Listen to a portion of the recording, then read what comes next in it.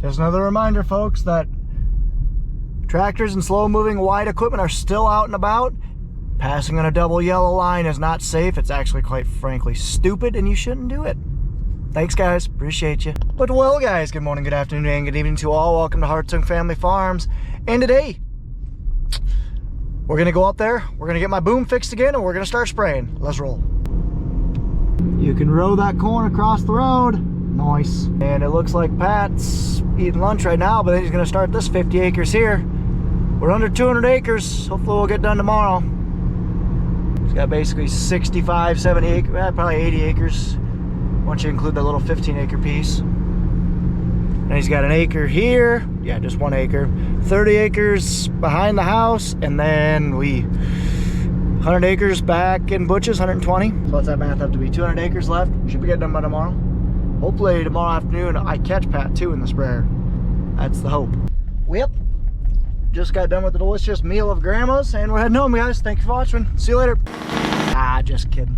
Gotta run up to Kuhnel's. I don't see any pickups around, so I'm just gonna take mine over there because I need to go fix a harness that I broke a couple days ago. Fun. Ferrules, I think. Nope. Yeah, I got that right there. My boom harness I broke 2 days ago, so just been running with the inner 3 sensors, not the outer ones. Where the outer ones are most critical because that's obviously where you're most least likely to hurt something in the hills. Got our bean head out because we got the hay cutter out with the disc spine, and that crop's looking real nice. Should probably shoot 3-4 inches now. So I gotta go back there, get that harness repinned, and then won't take long. Just gotta get these bare wires repinned.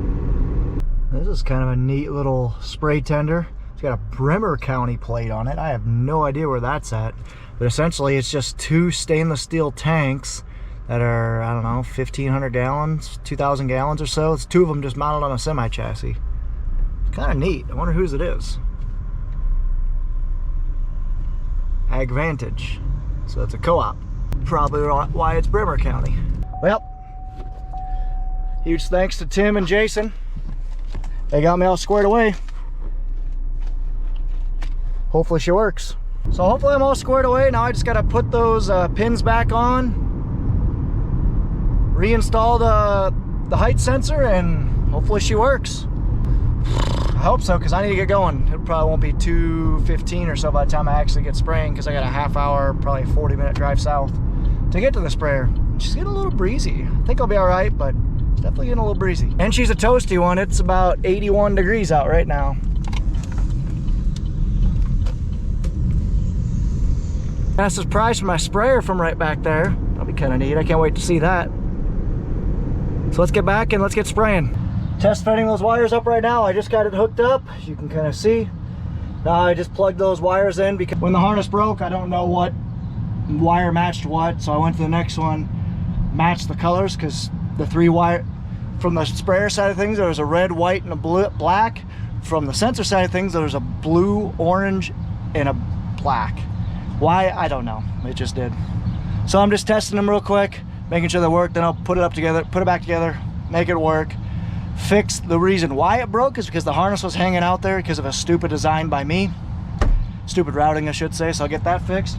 Then we'll be ready to go. Hopefully. Maybe. I don't know. Hopefully at some point I get spraying before 3. Hey, she works. So now I'll put it back together. What I mean is why it did that is because the harness goes from here, which it's actually tilted, don't like that. It goes from here to here, and see how this is just hanging? Yeah, not good. So I need to basically loop this back over to here, so that way the harness hangs straight back as opposed to hanging out for something to grab. Because that's exactly what happened. I was just driving along and yank. Get it? I think so.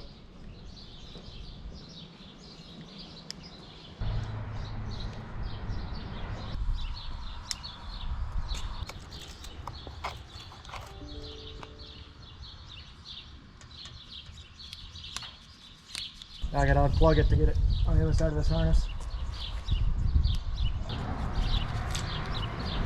What do you think? Here, let me take this and let me do that.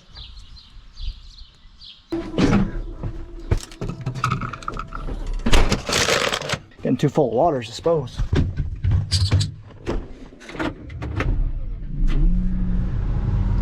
Let's roll. Fueling up. Southbound and down. Nathan's out cutting hay. It's nothing like the smell of fresh cut hay, guys, by the way. Pat's planting right here. And Curtis is just gonna go start working ground ahead of Pat. There's Pat rolling with our planter.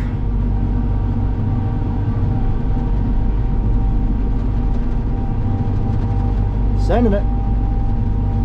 There's my field. Oh, let's swing in there and let's do some digging.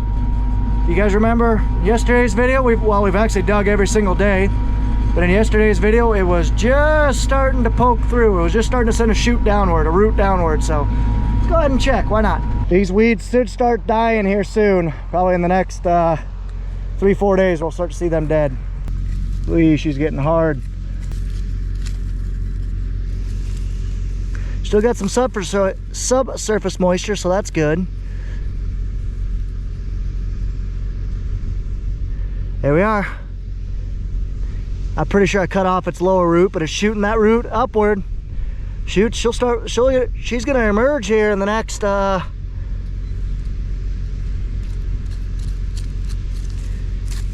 I'd guess there'll be 2 days and we'll start to see some poke through. If I was a guessing man. We'll see. I'm probably wrong. Let's roll. Wow. Look at this wall of corn stalks that blew off this field. That's a lot of nutrients that they just lost. Wildflower area. More like wild cornflower area. Jeez. I mean, we weren't immune to stalks blowing, but wow, these guys really lost a lot of stalks. It basically happened for that really bad windstorm we had it was a while ago. Same when Illinois had a massive dust storm and the fatality, like 6 fatalities. It was that same storm that got a lot of these stalks off.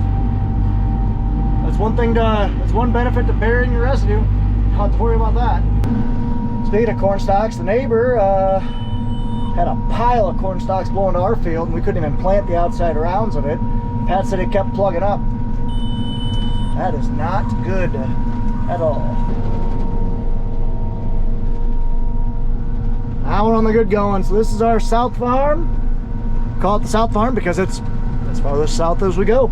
It's a pretty large 200 acres all connected into one field. One passes mile-long passes from this end all the way to that end. It's got some rocks, got some sand points, but it's an interesting farm. Get above that rock.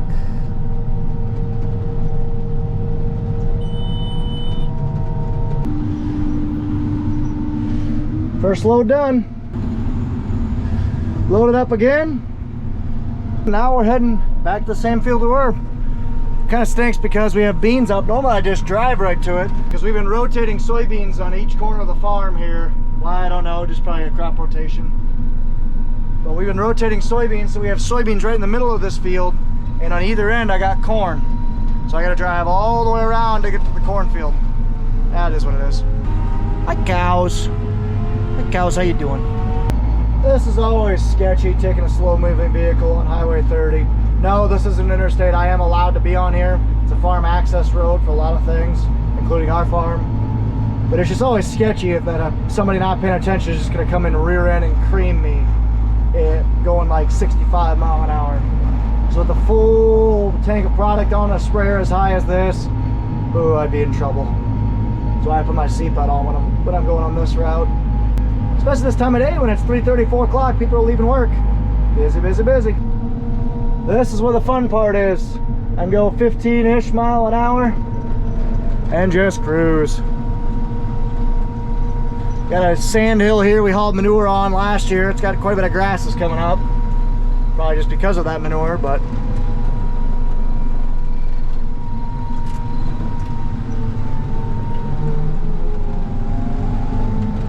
yeah, like I said, we got quite a big field here, 200 acres worth. Like I said, there's some challenging points. There's a real bad rock point right here. Some sandy points that are a little bit harder to farm, but I'll take this stuff any day. Other than compared to what Curtis owns, the farm I was on yesterday. That is miserable with all those waterways. It takes forever. But here I can come in, make one round around the outside and go. Here's that sand hill I was talking about. You can tell right when the soil conditions change and go right to sand. This stuff never produces anything over like 75 bushel, just because sand does not, I mean, think about when you guys go to the beach. How much water does sand hold? It's always dry, right? That's the same thing with sand as a soil type. Sandy stuff really does not hold water. If you want it to produce, you gotta have some sort of irrigation system. Luckily, we just literally have that little knob right there with sand. That's it. So, it's not too bad. Gophers, man. They're always them gophers. Just finished up with the field, so now I gotta go right there, but instead of driving that way, I gotta go mile, 3/4 mile, because I don't want to drive through the beans. Price to pay, the price I'm willing to pay.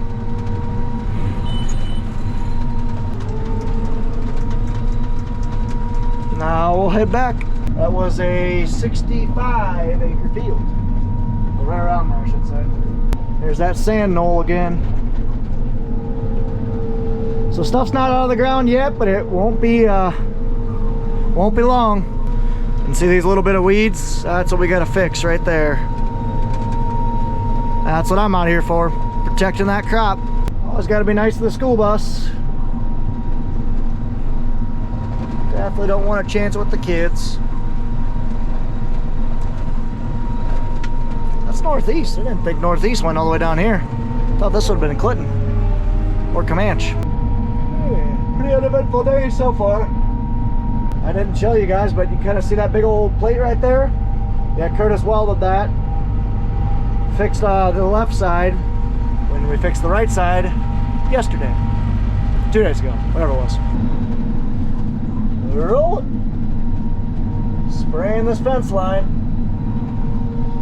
So we got basically a pasture field.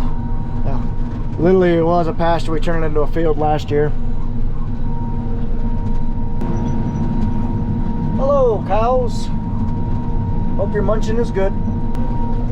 I'm just gonna raise up my boom all the way and go underneath this gate, or go over this gate, go through the, nah, we're going through the gate, over the fence. That's what we're doing. We're not going underneath anything. And we'll go to this field. So I'm spraying right next to those soybeans right there. So if this touches them, it will kill them. So what I'm doing is, normally I'd be right in this gap right here, because the little indents you see every 30 inches are the seed rows. The anomalies are like the tire tracks right there, but I'm driving right on a seed row right now when normally I'd split the difference. So I'm actually cheating over 15 inches. So that should give me enough room between those beans. I hope. If not, we're gonna kill some beans. Oh well. Now this is efficiency. Don't get to do this too often. Loading up with the booms out. Sweet! Let's go. Filling. Got the old school way of seeing how full you are. A little sight tube with a gauge. Not precise by any means. It works though. That socket set I got is coming in handy. I just went ahead and tightened up a fitting that was loose. And I'll get out of here and try not to wreck our landlord's buildings.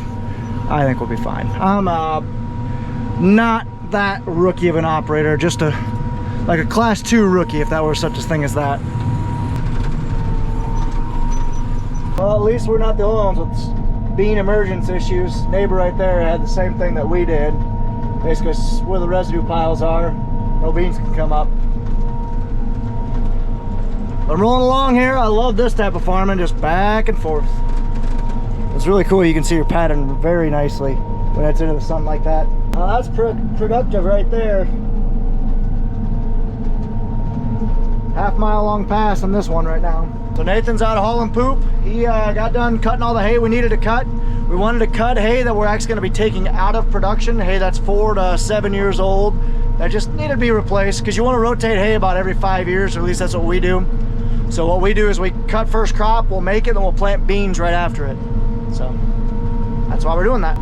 Don't hit that sign, don't hit that sign, don't hit that sign, don't hit that sign, don't hit that sign, don't hit that sign, don't hit that sign. Woo! That was close. Farming is fun sometimes. So we are going to be finishing up planting. We are hell-bent and determined to do that tomorrow. And I am just as hell-bent to try and get everything sprayed that he plants, or at least get caught back up. Because I want to get done. I want to stop using vacation so I can save some for fall. Because what I do, guys, is for those of you guys who don't know, I do work at John Deere. I am not full-time on the farm. And yes, you work at Deere, but you run equipment. Yes, I do. We do. 2 reasons why. 1, not really my choice, not my farm, not my capital, I should say, not my equipment. But for 2, our dealer treats us very well. I mean, case in point, I just came in there, asked a couple guys in the shop, hey, you want to help me out with this weather pack connector? Boom, drop what they did and help me out. So that is a big reason why. So because I'm not full-time on the farm, I obviously can't be up here all the time, so I got to use my vacation sparingly. And harvest and first pass spraying are where they need me the most, because you know we only had 3 full-time guys on the farm. When both guys are planting soybeans and the other guy's working ground, what do you do about spraying? Well, something's got to break, something's got to give unless I'm up here. Nothing really can give during that time because time is money. So therefore, I take vacation. And besides, this thing's been my baby. I've probably put 600 to 700 hours out of the 1,000 that we've had on it since we've got it. This is how fast some guys spray, 20 mile an hour. 21. I can't imagine spraying this fast. We have so many washouts and undulations in the field, it would just be, I don't know. It's a little fast for me. 15 to 17 is fast. So I'm just rolling across. This piece is done, that piece is done, that piece is done. I just got the 45 acres kind of right by the buildings, then we'll be done. We'll be heading north. Running over beans. I hate doing it. What do you do? So as I've mentioned before, my sprayer is a PWM system. So as I slow down, you'll be able to see more gaps between the sprays. You see that? A PWM system, otherwise known as a pulse width modulation or a pulsing system, is awesome. Because if you want to spray a field on an almost conventional sprayer, you have 2 variables to change. That's how you get your speed range. You have volume and you have pressure.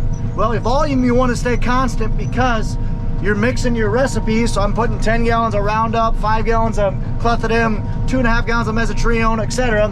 You put that fixed rate in there, so that way, so I had to turn. But that volume of chemical is mixed in there, assuming that you put an applied rate on there, because I need these 10 gallons to go across 60 acres. So therefore your rate needs to be exact.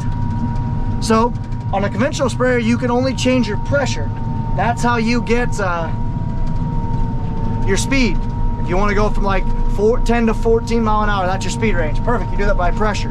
Well, pressure is also pretty important because certain chemicals need to have certain droplet sizes. Without going into all the science and whatnot, your droplet size is a combination of your rate, your pressure, and the tip out there. So what a PWM system gives you is a 3rd variable. So you can keep a constant pressure, you can keep a constant rate, and you can vary that PWM or that pulse width. Like I said, as I slow down, it basically just lets more air in between, or there's more of a stopping distance. Whereas if I speed up, there's hardly any pulsing because it's just straight rate. So that 3rd variable makes you a much better sprayer and makes it much easier to spray, in my opinion.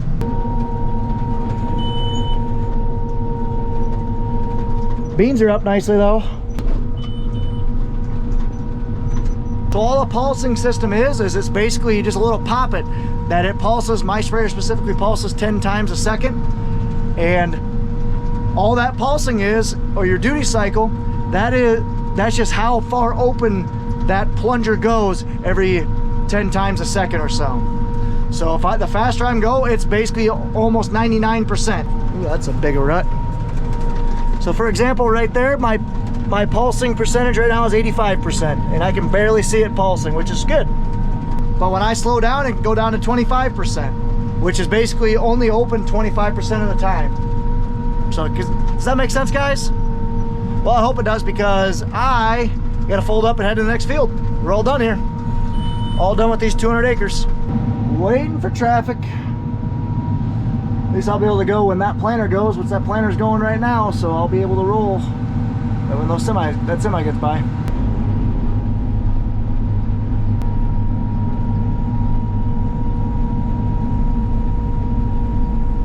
There's the county's newer-ish mowing tractor.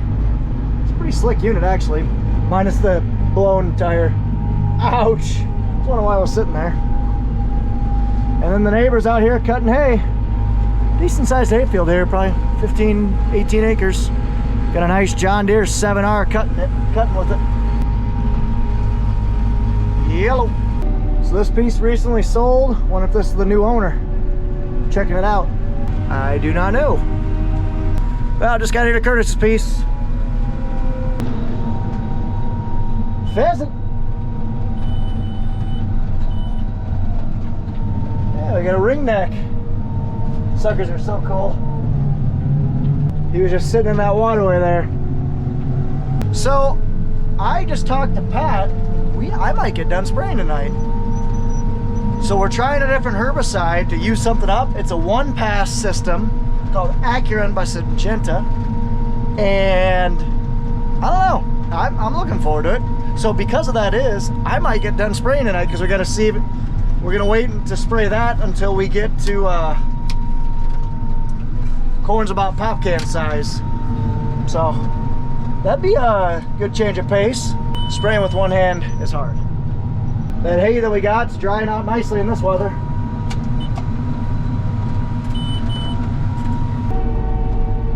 Another one bites the dust. Another one bites the dust. One more field to go with one of two. I guess I'm not almost done with first pass, but I'm done with first pass for now because like I mentioned before, we're gonna try a one pass herbicide and you don't want to put that on too early. So therefore, once I get done with this next field, I'm probably gonna be done for a little while. For sure gonna be done with the nice riding fat tires. Fat tires will ride much nicer than the skinny tires because you run them lower air pressure usually. More surface area for forgiveness as you're going down the roads and fields. This is the old property line, you can kind of tell right here.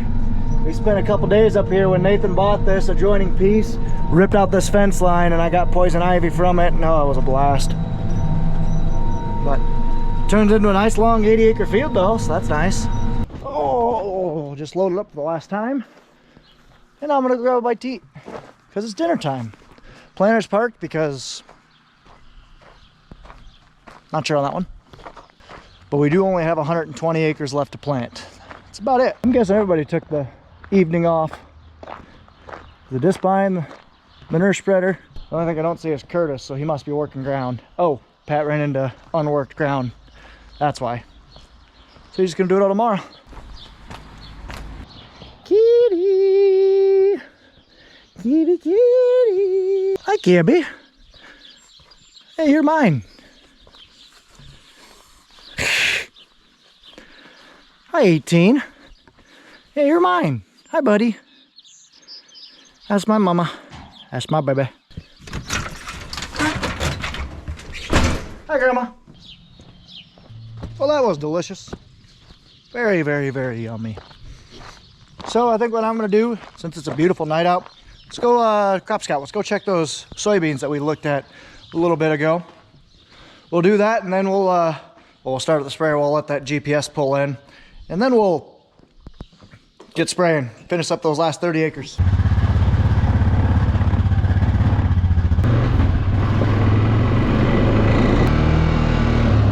I got my flags. I had 4 flags out here. I just must not be able to see. Oh, there's one. So that means the other one must be my blind. Oh no, they're up ahead. They're up ahead a little ways. So like I've mentioned in previous videos, the issue that we've had was beans weren't able to grow through this trash right here. Like one right there is just starting, but way, way behind the rest of the beans. Not good. So we tried a little bit of vertical tillage this year, and you can distinctly tell right here, that's where the beans were. Vertical till, or the soybean ground was vertical tilled, and right here is where it wasn't.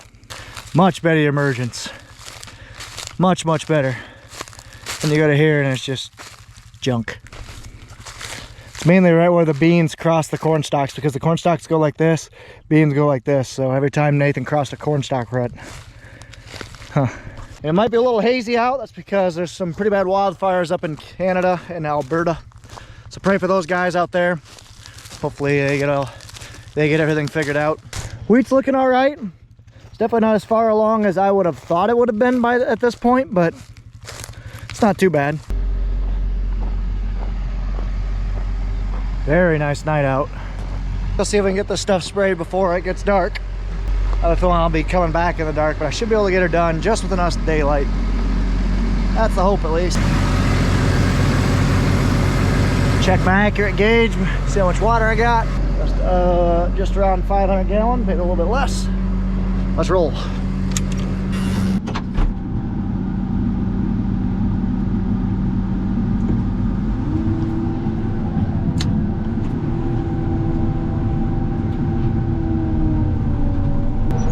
Tell you what though, it is gorgeous out. Honestly, a perfect night for spraying. I really couldn't ask for much more, and look at these, just individual nozzle control for the wind. Because especially this field, it's got a lot of waterways very straight for the most part with the passes that I'm going, so I can roll right through these no problem. Especially because I'm not running any Roundup or grass killer, so I'm really not worried about it too much. But it's just a beautiful night for spraying, beautiful night to finish up first pass. Oh, I really couldn't ask for much more. Just got off the phone with my buddy, A Trippy Farmer, and then before that, Carl Dodge. That was fun. Wasn't filming a bunch. I'm only got about 15 acres left of this field. Well, I think I'm gonna be about right. I will finish up right as it gets dark, so I won't have to turn on the lights yet, but I will have to turn on the lights driving home. Pro 700, your beeps are annoying.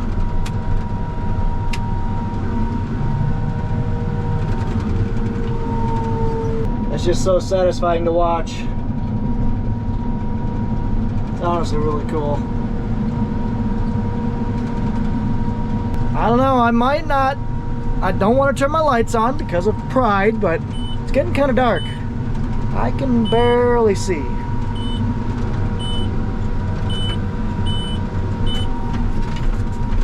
I'm guessing we had a tile put in because for one, that was really wet before, but for two, it was never that rough. 4 acres of product left, 2 acres left in the field. And I'll run this thing dry over at Jerry's. We'll call her good. Call her a year for first pass. Just like that, the 2022 season is over. Good night, everybody. Or whatever that meme was. Not meme, but you know what I mean. And it was definitely selfish pride that I didn't put my lights on, because I very well should have. It's very dark. Still not gonna put them on. Got my hazards lights because they're necessary, right? Now we'll head back. One thing I am gonna say, guys, please say a quick prayer, because we're getting pretty dang dry in the Midwest. Like to the point where it's getting a little concerning.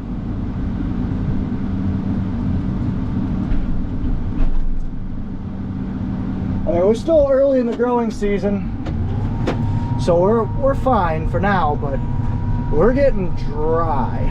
So hopefully we get some rain in between the 2 weeks that I filmed this video and you guys are able to see it. Either way, let's head home, clean out the sprayer. I still got 1.5 acres worth of product in there. Clean it out, park it, call her a night. Well guys, it's official. I literally can't see. So, I gotta do it. I know, I lose. Because I was playing against myself. Yep.